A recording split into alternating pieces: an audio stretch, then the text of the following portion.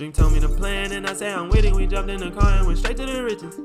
Yeah, we went straight to the riches. He told me this one gon' bust both of our wrists. I told him he playing, he says no gimmicks. I told him let's get it. I told him let's get it like.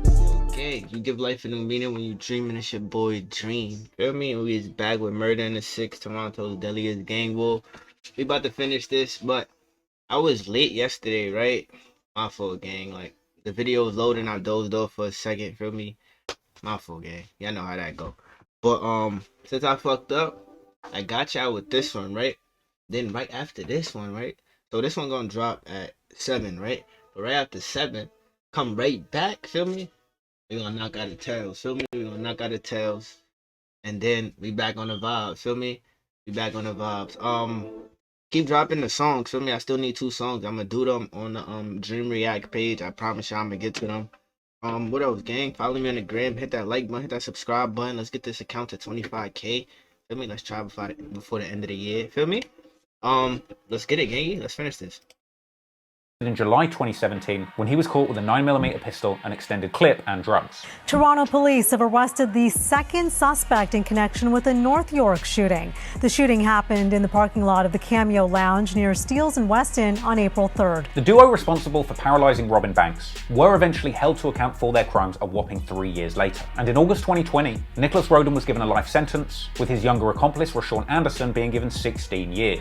Both for attempted murder, with the prosecution saying both deserve to get life because the moral standing of the acts that they carried out on Robin Banks might as well have been murder. But fortunately, Robin Banks didn't let his paralysis completely crush his spirit, and once he recovered, he would continue rapping and releasing music from his chair, dropping the comeback song That's a No-Go, which featured news audio about his shooting, then going on to drop other big tracks like I'm All That and his mixtape Still Here, and continuing to push the Up Top movement as far as he could, overseeing the release of the Up Top Northside Jane mixtape, and generally just being an inspiring figure in the Toronto rap scene to this day, proving that you can survive the worst of the worst and still stay strong and not let it get in the way of building a fulfilling life, achieving your creative goals and chasing fulfillment. So for that, Robin Banks is a true inspiration for surviving what he went through and still continuing to pioneer and inspire the next generation of Toronto rappers. Big salute to Robin Banks for that.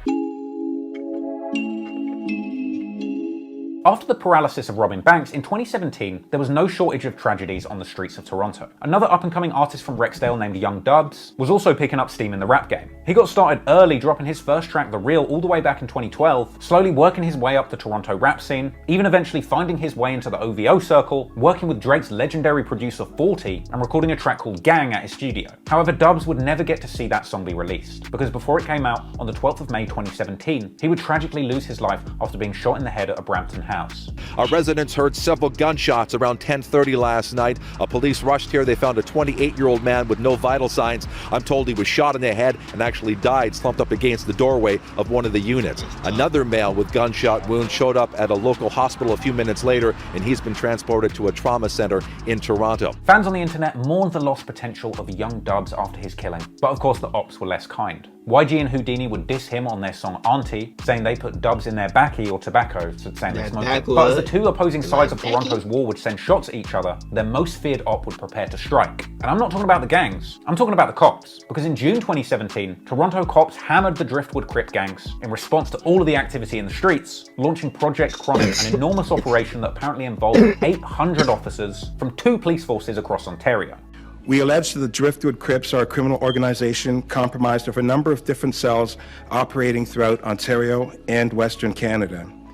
They have been involved in occurrences connected to homicides, shootings, kidnappings, firearms, and drug trafficking. In total, there will be approximately 120 accused and over 660 charges related to criminal organization offenses, attempted murder, trafficking firearms, kidnapping conspiracies, firearms possession, robbery and drug trafficking, and the drugs included are marijuana, heroin, meth, cocaine, and fentanyl. Yes, the cops truly came down on Driftwood, seizing 200 bullets, 135 grams of weed, 133 fentanyl pills, 18 guns including 2 sawn-off shotties, and $177,000 in cash. The Driftwood Crips were really out here using all the cheats, unlimited guns, unlimited ammo, bonus cash. Hell, I'm surprised they didn't even spawn a couple of comets and have the Fed seize those too. Over 660 charges for around 120 people were handed out in this case, with the arrest being linked to crimes as serious as attempted murder, kidnapping conspiracy, firearms trafficking and drug trafficking. And while a lot of G's and joints were taken off the streets as part of this operation, unfortunately it wouldn't be enough to stop the violence in the streets. And the next loss would be the incident that turned Top 5 from jungle into a demon. His brother, that went by the name of Foolish,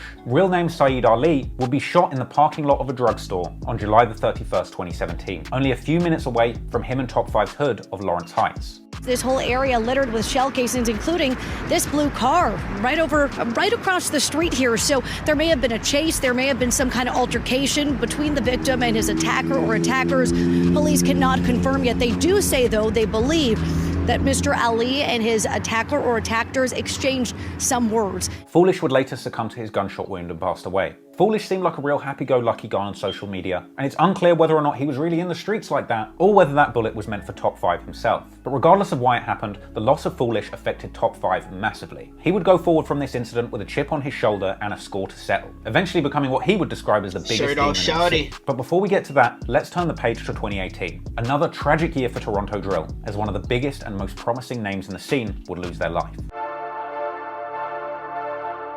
Before Smoke Dawg was killed, 2018 had already been a wild year for the opposing Driftwood rappers. Back in June 2016, YG was implicated in an attempted murder caught on camera where the victim was allegedly left paralyzed. Another clip that's probably too shocking to show you on YouTube. After being named as a suspect in this case by the police who released the video of the shooting to the public, YG would go on the run, evading authorities for around 2 years, with the Toronto police punching the air, desperate to find their suspect. New chilling security video shows the moment a gunman opened fire in the middle of the day. The victim's mother says the bullets hit him in the back and the chest, collapsing his lungs. You'll hear from her tonight. So I believe that's the clip. I believe that's the clip right there. I had to find the clip. I ain't gonna lie to you. I don't care about these rules, bro. These rules are dumb. This shit is blurred out. Like, why can't you play that? My fault. My fault. Let's get it though. I believe that's the clip. If that's not the clip, let me know. Send me the clip. 16, YG was implicated in an attempted murder caught on camera where the victim was allegedly left paralyzed. Another clip that's probably too shocking to show you on YouTube. After being named as a suspect in this case by the police who released the video of the shooting to the public, YG would go on the run, evading authorities for around 2 years, with the Toronto police punching the air, desperate to find their suspect. But YG would eventually be caught in a dramatic scene at the start of 2018, getting arrested as part of a firearms-related investigation in Columbus, Ohio, and being sent back to Canada in the custody of 2 Toronto detectives who paraded him through the airport on camera. Welcome home. Hey, just walk. Very good. But in a shocking turn of events, YG would beat his attempted murder case within 5 months, announcing in November the feeling of beating those charges being better than sex. What's up with 50K? I get 50K to the lawyer. It look like I'm good out there in Canada. Yeah, something going on, y'all. Something going on. These lawyers behind the scenes is really cool with the judge and all that. As well as a post-tagging presser saying that he gave 50K to his lawyer, with YG even checking in with DJ Academics, later retelling the entire story like it was nothing. I've been in America hiding from the fucking police in fucking Canada for 2 years. They caught me over there for shooting. They sent me back. So come rock with all of us. Academics Rock with all of us. Academics knows, Crow. We're just trying to break Academic down right now. You feel me? In with DJ Academics, later retelling the entire story like it was nothing. I've been in America hiding from the fucking police in fucking Canada for 2 years. They caught me over there for shooting. They sent me back to Toronto. Ever since I came out, I've been blowing. I don't know how you do it. Anywho, while Driftwood was celebrating the return home of YG, down in Regent, Smoke Dawg would be celebrating his success. After a long come up off the back of his hit song Trap House, Smoke Dawg was on the way to the top. Fully tapped in with Drake's OVO crew after touring with them, Smoke Dawg was working on his highly anticipated debut album, Struggle Before Glory, but his success had been soured by beef in the streets. Particularly a feud he'd been having with another set of rappers from the nearby Alexandra Park area, specifically Casper and K Money, who had seemingly snatched Smoke Dawg's chain and going on to wear it in a music video. In retaliation, their house was shot up, and Smoke Dawg had filmed a music video on their block. Casper and K Money actually went to go and slide on Regent Park, shooting into a crowd of people, eventually getting pulled up on by undercover cops who rammed their car, causing them to do the dash. They went on a massive, apparently Zanny-fueled high-speed chase through Toronto, eventually abandoning the whip and running through a construction yard where they were arrested. They caught around 97 charges for this and would eventually plead guilty. Now, both Trap Geek and Hood Chronicles have fire videos about that incident, so go watch those if you want more details about this mad story, but that's not really relevant to what we're talking about today. Because after Smoke Dawg had escaped one pair of beefing shooters that had it out for him, sadly, there were others waiting around the corner. And on June the 30th, 2018, 2018, in front of a downtown nightclub called Cube, Smoke Dawg would get into an argument with 21 Neat from Driftwood. At some point, guns were drawn, and 21 Neat ended up killing Smoke Dawg, as well as his manager. Smoke Dawg was shot in the head and left dead on the floor for all to see, with shocking images of him on the ground circulating on social media that once again are far too shocking to show you on YouTube. One man died on scene. Witnesses say he was shot in the head, the other taken to hospital where he succumbed to his injuries. The third victim remains in hospital. The man who shot Smoke Dawg, 21 Neat, along with a 16-year-old accomplice, fled the scene in a black tinted SUV and would continue to flee for quite some time, with 21 Neat eventually being captured around a year later in British Columbia, but his 16-year-old accomplice was never found. Anywho, after the shooting went down, the news quickly identified up-and-coming rapper Smoke Dawg as the victim. And again, after the passing of Smoke Dawg, the city would mourn. Some, like Drake, paid tribute to the fallen rapper, The Weeknd posted him on his story, and the current mayor of Toronto, John Tory, even met with Director X, Murder Beats, and Cardinal Official following the murder of Smoke Dawg to try and get a better understanding of the violence that was going on in Toronto's rap community. Smoke Dawg would later be memorialized in the moving short film Remember Me Toronto, made by Mustafa the Poet from the Halal Gang in Regent Park, and featuring interviews with many people from both sides of the city's ongoing feud, with that being put together in response to the fact that 2018 was Toronto's most violent year on record. Now, since Presser and Smoke Dawg had spent time together on Drake's tour, many people thought there might be some respect for him after Smoke Dawg's passing. And for a time, it seemed like there was at least some degree of respect paid to Smoke Dawg while he was alive, but due to the fact that he was murdered by 21 Neat from Driftwood, sides would eventually be chosen and retaliatory incidents would play out across the city and in the music. And over time, numerous up-top rappers would find themselves dissing Smoke Dawg in their songs. Presser dissed him on Dracula, YG mocked the incident. That's what I was just about to ask. When they was on tour, right, did Pressure ever diss Smoke Dawg? Cause now, I mean, now would you diss Smoke Dawg? Feel me? Even though you went on tour with him, though.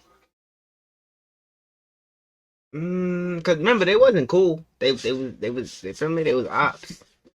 But the only thing that money, feel me, was keeping them, feel me, just together. I personally, I would diss him. I would diss him. If one of my guys did it, feel me, I would put it in the comments. On the track Heard of Me with Top 5, and both Top 5 and YG were seen laughing about Smoke Dawg's passing in an Instagram live, with Top 5 claiming to have literally seen Smoke Dawg die in person whilst YG was in jail. I seen the shit on Snapchat, Cuddy. Yo, my nigga. You seen it live on direct? I seen it live! Me and Larry Bird. But yo, big man, I'm trying to tell people I seen the brains in person. I don't know, like, you seen it on Snap, you're in jail, you know? Now, Mustafa the Poet and the Halal Gang are not usually ones to diss the ops, as they're religious, more focused on positivity and the music. But at some point, Mustafa the Poet got tired of people dissing Smoke Dawg after he'd passed, and he began to call people out on Snapchat, saying Smoke Dawg is the reason that a lot of these people even have a platform, so they should keep his name out of their mouth. Dissing Presser for talking ill on Smoke Dawg, suggesting that Presser's got a lot of deceased friends to mourn too, mocking his height, and Safe from Halal Gang also went on to share DMs from Presser, suggesting that Presser was a fan. Presser would clap back on Instagram too, mocking Mustafa the Poet, saying that he was a fake Muslim, and even Presser's big brother Boondog would jump in, defending Presser's height. Anyway, the passing of Smoke Dawg was a massive loss for Regent Park, and in many ways it was a loss for Driftwood too, because they would now be facing more danger in the streets, as well as having likely lost 21 Neat to a long jail sentence if convicted of Smoke Dawg's murder. But tragedy wasn't over for the Neat brothers, because around a year and a half after 21 Neat killed Smoke Dawg, his brother 22 Neat, aka 22 Filthy, also caught a body in December 2019, allegedly killing his own friend, another rapper on their label named YS, with 22 Filthy fleeing to Alberta, where he was eventually caught, but not by the cops, but the ops, who killed him a day after Christmas, where he was found dead in the middle of a Calgary road after a wild shootout in the middle of the street. So a sad ending for Smoke Dawg and both of the Neat brothers, and at a certain point it just begins to feel like the entire city of Toronto is cursed. And if your name ain't Aubrey Graham, chances are you're going to end up dead or in prison. And from here, the city just continued from tragedy to another tragedy. After the Neat brothers story ended with one dead and another in jail, another brotherly duo on the other side of town found themselves in the same situation. The brother of Young Dubz, who was killed back in 2011, Young Lava, catches a body in May 2019, allegedly playing a role in the murder of Blaine Grindley at a Rexdale townhouse. He would also go on the run to the United States, eventually getting caught in Minnesota with 67 guns after crossing the border. He would eventually plead guilty to those gun charges to the United States cops, likely having to sit and serve the time of whatever sentence he gets for that in the United States before he can even be sent back to Canada to face justice for the alleged murder. Another sad ending to a tragic chain of events. But as the dust settled on the beef between Regent Park and Driftwood, the GGs over in the jungle of Lawrence Heights would have their block hotter than ever, as Top 5 and his GG enforcer Flippa go crazy in the streets, desperate to take the title of Toronto's top demons, really out here trying to give King Von a run for his money. Since the killing of his brother Foolish, Top 5 went from shirt-off shorty to shootout shorty, and he appeared to be surrounding himself with the most feared shooters that Toronto had to offer, specifically his homie Flippa from Jungle. He's currently accused of the March 19, 2019 murder of Jerome Bell, who went by the name Murder. Murder was also a rapper in the Toronto scene, known for rapping Shots Up Mafia, and after this alleged killing, it would take Toronto police around a year to catch up with Flippa, during which time, along with fellow GG Top 5, Flippa would make numerous songs with a lot of lyrics referencing the dirt that he was doing in the streets. There was a track Drill Some More, where Flippa claims that his 30 sent an op to the Lord, saying that the ops might have got one of theirs, but he's gotten 4. He straight up says that he's catching bodies in the Camry, along with more lyrics on the track Drill 6, where he says that he is the Somali catching bodies. But the GGs wouldn't stop there. Only a few months later, another life would be claimed under very familiar circumstances. A teenage driller by the name of Clutch, who was allegedly even the cousin of Top 5, but came from Jungle's op block of Falstaff. Now, Clutch had apparently been clowning the death of Top 5's brother Foolish, who was murdered outside of a Shoppers Mart drugstore. Apparently, Clutch posted since deleted clips to social media, mocking Foolish with a shopping bag from the store that he was killed outside of. And so, sometime after making these posts, apparently, whilst on the way home from a night playing video games with friends, 16-year-old Clutch was gunned down in a shooting at 30 Falstaff Ave near James Street, with 3 suspects being seen fleeing in a dark Honda. Everybody in the community clearly came down because we're literally in shock because he's like the most innocent child. The sweetest kid, funny, he's hilarious, does not cause trouble. Following the murder of Clutch, his name would become something of a catchphrase to Top 5, who would say that he was smoking Clutch at any opportunity, whether song lyrics, IG lives, or even interviews with DJ academics and presser, where Top 5 is clearly just itching to diss Clutch. Can we smoke on this? Of course! Of course! Hey, so we're smoking out the pound then. Yeah. Just don't smoke. Don't smoke on no ops. Don't smoke. Just smoke. I'm smoking on that Clutch. No, man, rest in peace to whoever clutches. Anyway, like a lot of Toronto mans who catch a body and do the race, Flippa couldn't outrun the... Yo, Act can't control Top 5 and shit, bro. Top 5 is probably the funniest nigga in Toronto, bro. Don't smoke on no ops. Don't just smoke. Just smoke. I'm smoking on that Clutch. No, man, rest in peace to whoever clutches. Anyway, like a lot of Toronto mans who catch a body and do the race, Flippa couldn't outrun the cops forever. Around a year after the murder of Murder, Flippa, real name Saeed Mohideen, is arrested for murder on March the 12th, 2020. And then, in a shock turn of events, while in custody, he is charged with another murder for apparently having taken out a reputed Toronto mob boss. Seriously, if the cops are to be believed, Flippa was out here icing made men from the mafia. And of course, after his arrest on 2 bodies, Top 5 was positively beaming with pride over his homie's many deadly crimes. I hang with demons. Flippa just got caught with 2 bodies. He's gonna beat it, innocent. Flippa. But that was my big dog. They just arrested him for 2 bodies. What? But if you thought that was crazy enough, it doesn't end there. Because beat it. even after getting taken to jail, Flippa ended up going viral on social media once again after getting his hands on a phone in jail and recording a video with him and all of his homies smoking big gas in the prison wing, a clip that was eventually released on Top 5's Instagram. It looks like a pre-COVID party, but sources tell City News that video was taken within the past month here at Toronto South Detention Centre. That video shows several high-profile inmates smoking pot, using contraband technology, and ignoring all COVID precautions. A whole lot of gang. Featured in the video is Toronto rapper Flippa, Saeed Mohideen, who is currently facing 2 murder charges for his alleged role in the March 2019 death of Jerome Bell. After the death, there was at least 10 other people in there, though. But feel me? You the high profile one, and they said it was all high profile cases.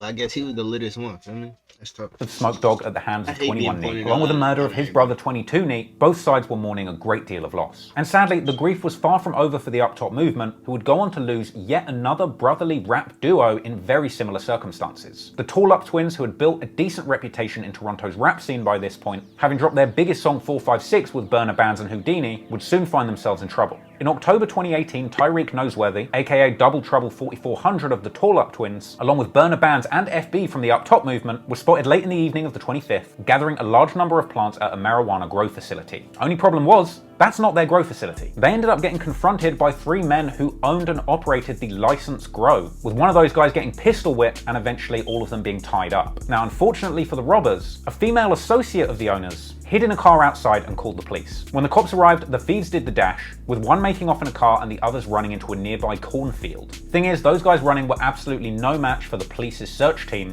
which used dogs on the ground and choppers in the sky to hunt down these grow robbers. By 4 a.m, everyone was in cuffs, including FB, who was even bitten by a police dog, and the cops took the trio of rapid robbers away, along with a U-Haul truck full of stolen weed and fully loaded weapons, fitted with laser sight scopes and a bunch of ski masks. All this would make building a case as easy as Lego for the Toronto cops, with things being made even worse by the fact that when they were in jail, FB and Tyreek went live on Instagram, taunting their capturers and waving around a prison shank for good measure. Lonely got the crows, nigga. Gang nigga, get around nigga, walk through nigga, y'all know the fuck rockin', man. Tyreek of the Tall Up twins ended up getting sentenced to 4 years after pleading guilty, later being bailed and doing the dash, with him currently being wanted for breaching his terms, along with FB, who got a little over 4 years for his involvement in the case. Meanwhile, Burner Bands pled not guilty and is still yet to face trial. However, it wasn't Tyreek of the Tall Up twins that would suffer the most tragic fate, because only 3 months after one Tall Up twin was sentenced to 4 years in jail for the grow robbery, his brother Tyrone Noseworthy, aka 4400 from the Tall Up twins, would get into a deadly confrontation at a condo party in Lakeshore West. At around 9 p.m. on January the 31st, 2020, two groups at the condo party had an argument in front of everyone, and by 10:30 p.m, 2 men had opened fire in the unit and outside in the hallway. The scene was pure chaos and 3 people wound up dead under highly suspicious circumstances. Among the deceased were Jaden Coley, Joshua Gibson Skier, and Tyrone Noseworthy of the Tall Up twins. The barrage of bullets began to fly at 10:20 last night, creating a scene of panic that's becoming all too routine in Toronto. Security guards inside the condo helped save one person's life, according to property management. Sadly, 3 young men, aged just 22, 20, and 19, weren't so fortunate. But the craziest part is the police said initial evidence pointed to a double murder-suicide, with it being suggested that one of the people in the shootout may have killed 2 people and then themselves. But this version of events has been disputed by some, and the only thing that's really clear is that not many people will ever know the true circumstances of what went down in that condo on that day. But regardless, this was a big loss for everybody that repped up top. But arguably, their biggest loss was just around the corner, as in May 2020, we would see the tragic loss of rapper Houdini. Aside from Presser, who by 2020 was living it up in LA, far away from the mean streets of Jane and Finch, the next biggest prospect coming out of the area was Houdini. He'd been making major moves in music at this point. His track Late Nights with Burner Bands was doing well, even going gold. He had a big song in November 2018 with Presser called Up and Down. His 2019 mixtape Who I Am landed at 27 on the Canadian independent music charts, and one of his latest releases, a feature on Killy's track VVs, released by 6buzz, the Toronto rap media organisation that had just signed a joint venture deal with Warner Music Canada, had people thinking mainstream recognition was just around the corner for a young Houdini. But the month after this release, tragedy would strike once again, as on May 26, 2020, Houdini is murdered in downtown Toronto in a brazen broad daylight hit. A lot of the incident was caught on camera, with a 6-year-old girl even being caught in the crossfire. According to police, a blue VW Tiguan had waited for Houdini for around 30 to 40 minutes, and when he was spotted, a bunch of guys jumped out the car and went straight for Houdini with guns. Tributes pouring in. They waited a long time for bro too, feel me? And today for DeMargio Jenkins, the 21-year-old musician also known as Houdini, was shot and killed at King and Blue Jays Way Tuesday afternoon. Police believe Jenkins and a 15-year-old male who was injured in the shooting were targeted. The third victim, a 27-year-old woman, was an innocent bystander according to investigators. Police say the suspect vehicle was parked for nearly 40 minutes, waiting for the 2 victims to return to their car. This was another tragic loss for the city of Toronto. Big rappers tributed him, like Meek Mill and Tory Lanez, and it's said that many shootings went down in the city following this killing as the war in the streets heated up once again. In fact, things got so bad that Houdini's own memorial service got shot up 60 times in a shocking scene also caught on video. Once again, I probably shouldn't show you that on YouTube. But even more crazy than the fact that the ops tried to shoot up Houdini's memorial service is the fact that people on Houdini's side pulled straps and shot back, with the cops eventually closing in and only locking up people on Houdini's side that were shooting back trying to defend themselves. After being hit in the gunfight and caught shooting back whilst on bail and parole, GD from Up Top gets arrested, as well as Burner Bands, who was still on bail for that grow robbery gone wrong that he hadn't yet gone to trial for. Anywho, the loss of Houdini was devastating for Toronto rappers once again. Yet another case of a massive loss of potential for one of the city's most promising artists. It's hard to think about how much Houdini probably would have achieved by now had he not been taken from us so soon. I'd love to be able to say that after all of these losses in the streets, that the surviving rappers of the Toronto drill scene would begin to move correctly, going forward with a more positive approach to life. But sadly, that's not the case. And when it comes to negativity, disrespect, and disregard for human life, at this point, there is one man whose name stands above all others in Toronto, and that man's name is Top 5. Top 5, that guy. Top 5 had been looking for trouble all 2020, being seen on social media pulling up to the basketball court on the op block of Falstaff, dissing dead ops constantly in songs and on social media, and even putting time limit bounties on ops chains, telling DJ Snoopy on live in front of the whole world to see that he would snatch his chain in 7 days. Snoopy, my nigga, your chain could have came off. Okay, madam, everybody watching this. Do you want me to take your chain? I'll give us 7 days to take your chain. I promise you your chain. You want a cookie? 7 days. Do it. Do you want to do this? 7 days. Count everybody watching this. 7 days, Snoopy's not gonna have his chain. If you agree with me right now. You sound so sad. You want my chain? You think we can't do it? Do you want to wear my chain? 7-day challenge. Snoopy. Do you want to wear my chain? On my mother's life, I will shit on your chain. I'll put on my chain. Why do you want to read up? Girl, I know if you sit on pan things. I will shit on his chain. Girl, I know if you sit on pan things, my you. Okay, but agree with me. Do you think I can't take your chain? Listen, what's this gonna do? Don't say what's this. Do you think I can't take your chain? You're not gonna take my chain. I'm gonna take it off my neck and give it to you, and then you gotta make Snoopy, stop switching it up. Do you think I can't take your chain? Go answer. You can't answer my question. You Top 5 can't take my chain. 7-day challenge. Do you want the 7-day challenge? You sure you can't do GGG? It's the 23rd right now. Everybody remember what I told you. Snoopy's chain's gonna go missing just now. Something told me not to wear my chains to the mall today. Luckily I didn't. This is my favorite video right here. You have 7 days, bro. Something told me not to wear my chains to the mall today. Luckily I didn't. Someone went and got my pendant, man.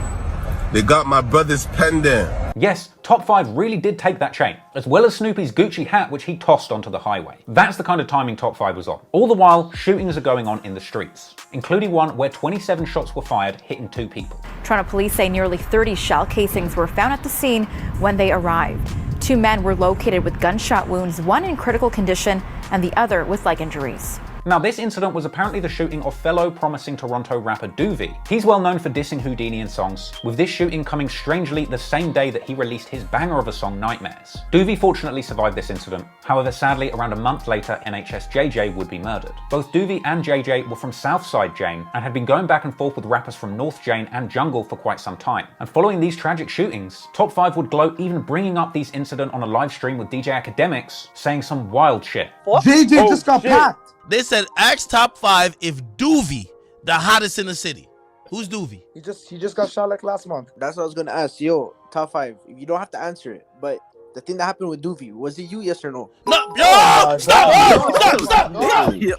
Yes, DJ Academics' Toronto street streams are so wild, he's got to step in to make sure nobody cops to any crimes. And that would be pretty hard considering the fact that Top 5 would regularly... Yo, if y'all want me to react to that live and watch that live, in the comments, jump on stream with Academics to lay out all of the street goings on that had been happening in Toronto. Let me tell you what happened in Toronto. Bugs, you know Bugs, right? Yeah. He got a Legos. Oh, Crying. There's a next rapper named Snoopy. You could go on YouTube. I took his chain in the mall. You took his chain? And I told him I'm going to take it in 14 days on live. And I got it on the 9th day. There's like 7 artists in Toronto that all got shot and like all got Legos. You know what I mean? Yo, you terrorizing the city.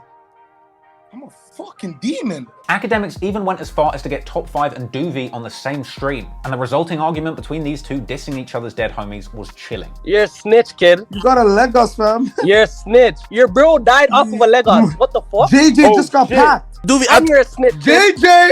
Yo, Doovie, I thought... Now, all of this beef going on he Academics' streams was a big deal. Academics has pretty much the most influential rap platform in America, hell, the entire world even. And let's not forget the fact that Academics pretty much came up off of reporting Chicago drill street goings on, and for the first time, he was showing the world that the streets of Toronto were dangerous and filled with demons too. And these streams with the likes of Top 5, Chromaz, Presser, and other Toronto rap legends did a lot to put faces from Toronto on the map in the USA. However, you can kind of tell from the way that Top 5 got on these streams and would talk about about crime so casually that he was perhaps beginning to take that demon shit a little too far. On January the 14th, 2021, he dropped his track 2 Cases, a tribute to his GG bro Flippa, who is still incarcerated on those 2 murder cases, with Top 5 dropping some demonic lyrics, dissing dead ops like Slugger and Clutch. But only 2 weeks after the song 2 Cases dropped, Top 5 would end up catching a case of his own. On the evening of January the 31st, 2021, emergency services were called to James Street and Falstaff Avenue after reports of automatic gunfire.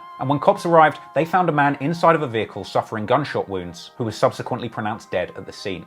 They found this victim at the scene, suffering multiple gunshot wounds in life-threatening condition, but that victim was pronounced dead here at the scene. The victim was named as 20-year-old student Hashim Omar Hashi, with the cops claiming that he was just an innocent accounting student with no affiliation to gangs, just in the wrong place at the wrong time. But here's where things get weird. Just a week after that killing, Top 5 out of nowhere posts a news report to his Instagram where he appears to defend his violent lyrics, essentially saying that he only raps about violence for money and that he's not really like that, with the full segment emerging on Global News. Top 5 is part of a thriving Toronto hip-hop scene. It's internationally recognized thanks to artists like Drake, Tory Lanez, and The Weeknd. But this rapper says there's also a stigma related to crime and violence. To be honest, people see shootings here and they're scared. He says artists here have become polarizing figures, including himself. Millions of YouTube views, tens of thousands of Instagram followers, but like many Top 5 also has his critics. Community members saying his music sends a violent message. He says that's what sells, but it's up to all of them to change that messaging. Rap less about the violence, because you don't want to eager somebody else to go do some retaliate, like rapping less about violence. And we're getting to that, you know what I mean? We're getting into the industry. We're out here, we're trying to make the right records. Top 5 there, acting very different to how he does on Academics' streams, when he's talking about bodies on bodies that his team beats. And a week later, it became very clear why Top 5 might have wanted to scrub up his image in the media a little bit, as he's arrested for being an accessory to the murder that had happened 2 weeks before. But in a surprising turn of events, they didn't have enough evidence to hold him. And Top 5 was released from custody, later posting a hilarious clip where he claimed to have given his lawyer a GGG train and saying that he's 234K in front of him. I got my lawyer with me. All out of those. 234K. Cheers! Always for years. Look at this. Look at that. I'll tell you what, Top 5 is really going to put his lawyer's kids through college at this rate. Because around 3 months after being released on accessory charges, the police revealed that those charges had been upgraded to full-blown murder in the first degree. With the police naturally being unable to locate Top 5 and warning the public that he is still at large, violent, and dangerous. So Top 5 is literally on the run for murder at this point. And you'd think that he would, lay low, keep a low profile, but no. Top 5 continued to post on his IG story, essentially taunting the cops who were desperate to find him and couldn't, going on to post up stories that reference his February Global News segment, saying that his violent lyrics are all cap and he's just trying to sell music for money, as well as him referencing his top lawyer, saying the cops upgraded his charges to murder with no new evidence. Top 5 also went live around the same time on Instagram, dissing Clutch. Clutch! Clutch! RIP to all the fallen fucking soldiers. You guys miss me, eh? Well, I miss my nigga Clutch. Who's gonna snitch on Top 5? That's a good question. Who's gonna snitch on me? Clutch's mom! Top 5 went live again on the 22nd, defending himself, saying he didn't do shit. All the while, people are piling in the comments saying Toronto police are punching the air right now. Oh my god, run away, Top 5, run.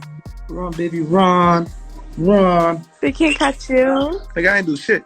Everybody know I ain't do shit, but it's 144, but I'm still smoking Clutch. And at a certain point, the mere fact that Top 5 was on the run for murder and still posting to his social media becomes breaking news in and of itself. Artist has been connecting with fans on social media. There's just one problem. He's also on the run, wanted for murder. That appears to be Top 5, speaking out on a live streaming Instagram video over the weekend. His viewers tell him he's a fugitive. That's why he's, feel me, he's king troll, feel me? He's because he don't give a fuck, bro. Asking. But honestly, if I ain't do the murder either though, feel me, I wouldn't be on live, but I understand him, like, yo, I ain't do this shit. Why can't I be on live enjoying my life? Isn't Top 5 on the run for a body? The rapper seems to talk back. The only run I know is the treadmill. Now I know what question you're thinking, people. Surely Top 5 doesn't still go live with DJ Academics whilst he's on the run for murder, right? Oh, he does. Top 5 still turned up to DJ Academics' live Twitch streams whilst on the run for murder, with Academics seemingly unaware of the magnitude of Top 5's situation, or the likelihood that the feds will be watching and lurking, looking for clues on the whereabouts of Toronto's top demon. I thought it was just a song, but I heard they just caught you for 2 cases. And he said, bro, I'm gonna beat that. Easy. They try to frame me for some shit, nigga. Are they trying to frame? Oh, no. Oh, man. He on the run. From what? Ain't no running going on. What y'all talking about? Yeah, right. I do need to get a little running. I'm gonna get a little run going on. Ain't nothing wrong with a little running. No, at this point, Top 5 was basically on a combined press run and on the run for murder, making headlines again when he went live the following month, this time seeking a sit-down with then Mayor of Toronto, John Tory, saying that he wants to speak to the mayor personally before he speaks to the cops. I'm telling them, if they want to meet me, tell John Tory reach out. If John Tory reaches out, I'm linking up with Eddie. Yo, you guys want to link up? Call John Tory and tell him I want to have a fucking sit-down for fucking 30 minutes. I want to spit my facts, and he spits his facts. I run Toronto.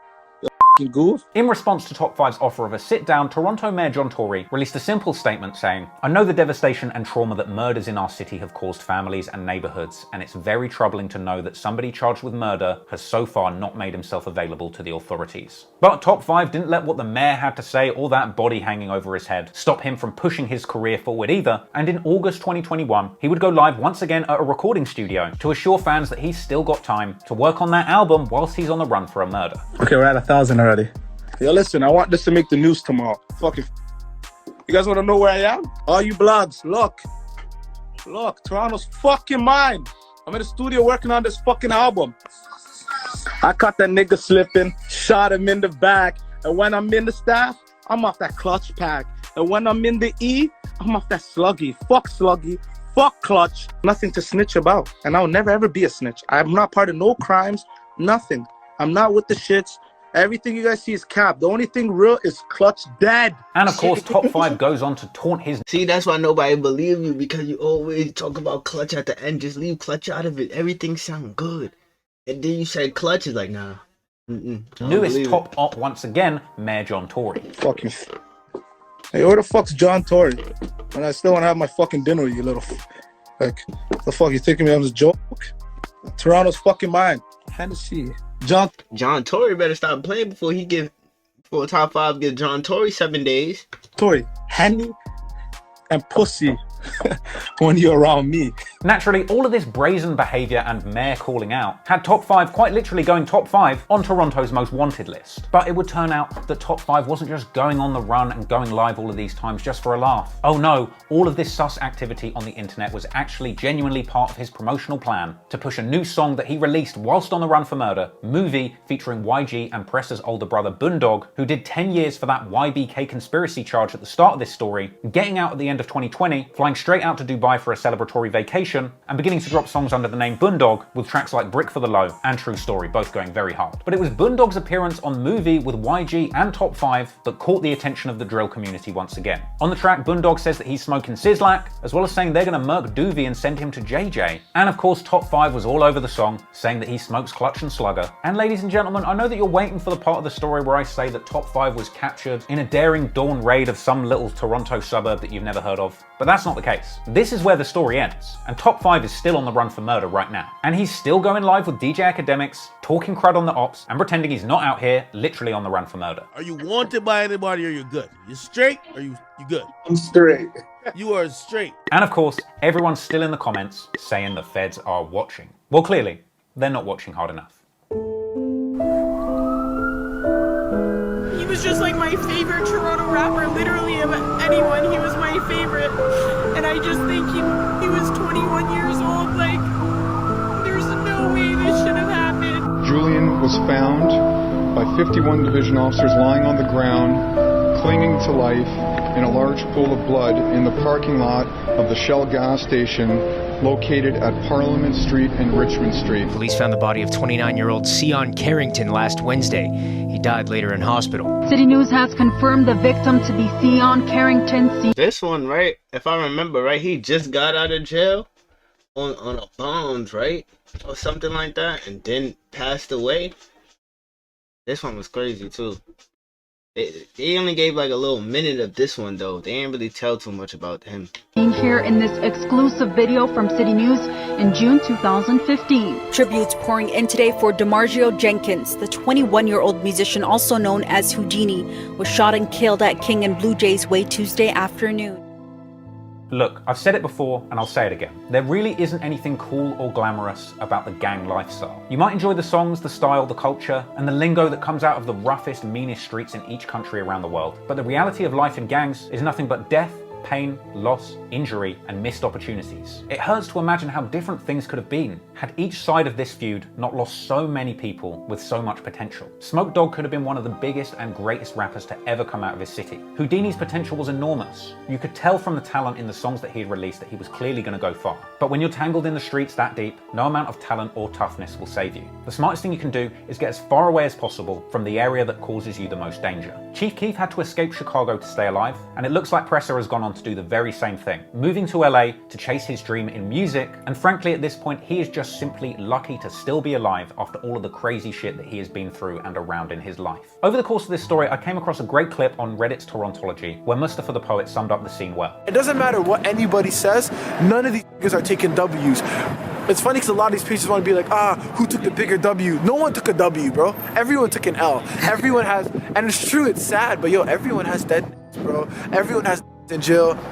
Everyone has niggas that are poor, that you know what I'm saying, that don't know how to provide for themselves, don't know how to provide for their families, and for as long as that's the reality, everyone is at a loss, bro. You know what I'm saying? That's facts. No one really ever takes a W in the streets. Whether it's Chicago, Jacksonville, Toronto, or London. Whenever you make the decision to lean into the streets, rather than into a better lifestyle trying to do good for your people, you're going to end up taking an L eventually. In many ways, the most inspiring and potent story of this whole saga is that of Robin Banks. He was shot and paralyzed as a result of his ties in the streets. But after suffering a fate that many people would consider worse than death, he continued to focus on his passions, making music, putting on his people, releasing projects, running his label, and ultimately inspiring the next generation to do better, focus on music, and avoid the worst possible outcomes that a street life can deliver. A lot of people don't have what it takes to go through what Robin Banks went through and continue going forward. So if Robin Banks can pull through and continue to be a positive inspiration to the city, even after going through one of the hardest losses imaginable, then what's the excuse for the next teenager coming out of Driftwood, with their whole body and brain intact, their whole life ahead of them, and an opportunity to do better than the people that came before them? I hope the next generations of guys coming out of the challenging blocks of Toronto don't have to go through what the previous generation had to suffer through to build this amazing music scene from the ground up. It was a long bloody road to get to this point, and all of the names that you've heard over the course of this story, dead or alive, played their part in building up the Toronto drill scene from nothing. It's because of them that the next generation of young men growing up in the tough areas of Toronto have a shot at making something better of themselves. I just hope that that next generation doesn't blow it. This story meant a lot to me, I hope it meant a lot to you, and thank you for watching. If you enjoyed this video, please consider supporting. Word gang, hit that like button, hit that subscribe button. We on to the Tale of Toronto. I'm gonna do the Doovie and top 5 one. I told y'all I was gonna do that one. So I'm gonna do that one. Y'all some wild boys, man. Y'all some wild boys. Y'all ruthless too. But I ain't gonna lie, I fuck with top 5 though. For me, I don't fuck with his music though. But I fuck with top 5. Top 5 is funny as shit. Feel me? Top 5 funny as shit. I fuck with Presser. Presser that guy. Nah, y'all ain't gonna fuck with Presser. I mean, Presser that guy. But yeah, top 5 funny as shit, man. Rest in peace, Houdini. Rest in peace to everybody that passed away in the dock. Feel me? Free Doovie. Free top 5. But yeah, gang, we on to the next one. You already know the vibes. You give life a new meaning when you dreaming. It's your boy Dream, and I'm out of here, Giggy. Fake niggas, we don't do those. Fake niggas, we don't do those. Hard code, hard code.